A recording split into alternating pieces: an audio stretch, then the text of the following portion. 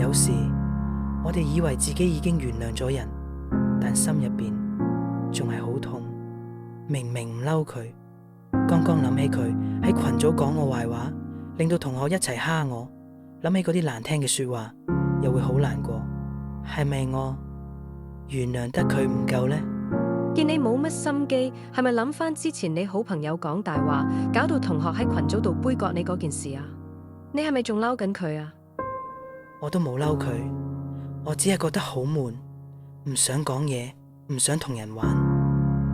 咁你已經原諒咗佢，只係你心入面嗰個傷口仲未好啫。媽媽，可能我以後都唔會有朋友噶啦。我覺得你對人哋好，人哋唔會對你好，我唔想返學啊。人嘅心靈傷咗，唔係身體嘅病，揾醫生都幫唔到噶。